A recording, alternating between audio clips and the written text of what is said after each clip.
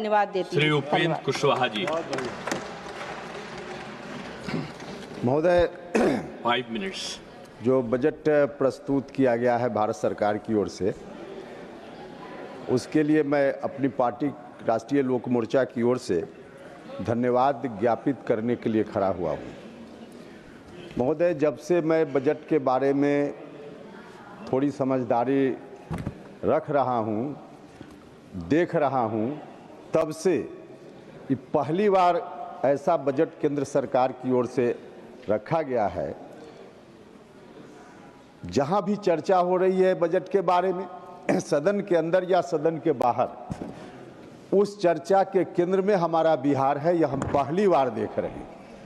इसलिए मैं बिहार वासियों की ओर से, अपनी ओर से आदरणीय प्रधानमंत्री जी का, माननीय वित्त मंत्री जी का हृदय से धन्यवाद करता हूं।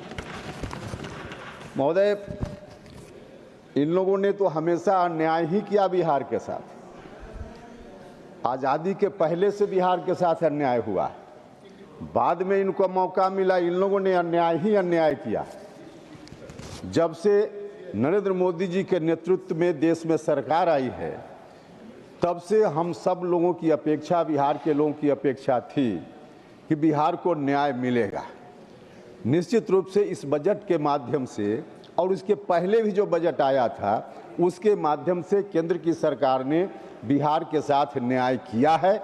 इसलिए हम इस बजट का धन्यवाद करते हैं। महोदय, पहली बार किसानों की चिंता बिहार के संदर्भ में हम विशेष रूप से बोल रहे हैं, क्योंकि कृषि ही मुख्य आय का स्रोत है बिहार में।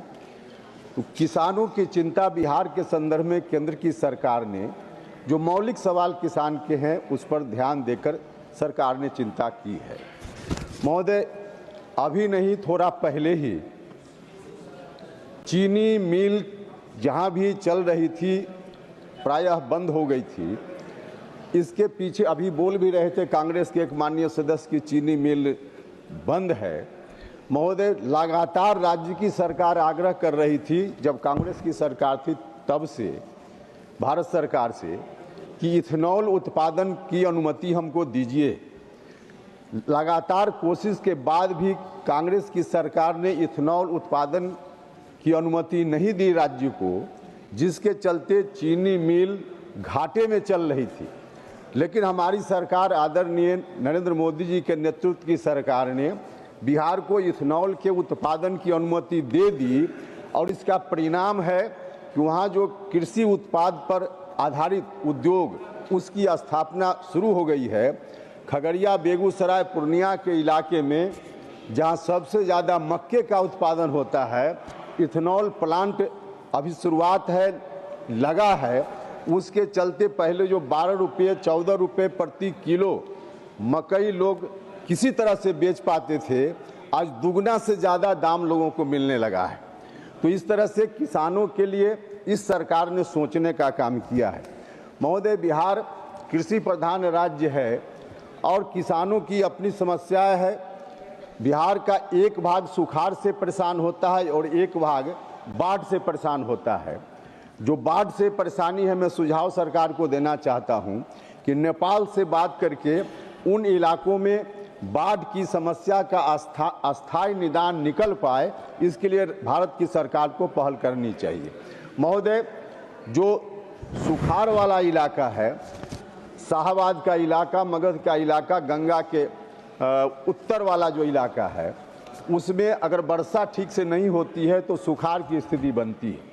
अंग्रेजी राज में उस समय का बना हुआ नहर प्रणाली है, जहां से सिंचाई का काम कुछ हो जाता है, लेकिन जितनी सिंचाई हो सकती थी, जितनी उनकी क्षमता थी, उस क्षमता में ह्रास हुआ है धीरे धीरे, क्योंकि सोन नदी से पानी उसमें नहर में जाता है, और जो पानी जाता है सोन में इस तरह से गाद भर गया है, उसकी उड़ाही की ज़रूरत है, उसकी आधुनिकीकरण का प्रस्ताव है।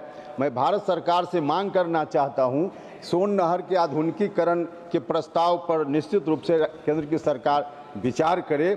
महोदय, एक उसी सोन नदी में पानी के बहाव को तेज करने के लिए, क्योंकि पानी कम आ रहा है, मैं समाप्त करता हूँ। तो उसमें पानी का बहाव कम हो रहा है। इसके लिए अभी नहीं, लगभग 30-35 साल पहले डैम बनाने की एक योजना, इंद्रपुरी जलाशय जिसका नाम है, उसको बनाने की योजना का शिलान्यास हुआ, लेकिन अभी तक नहीं बन पाया।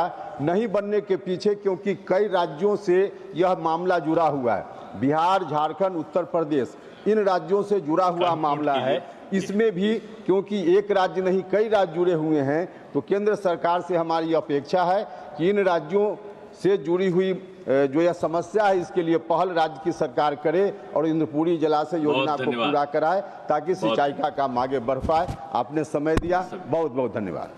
सभी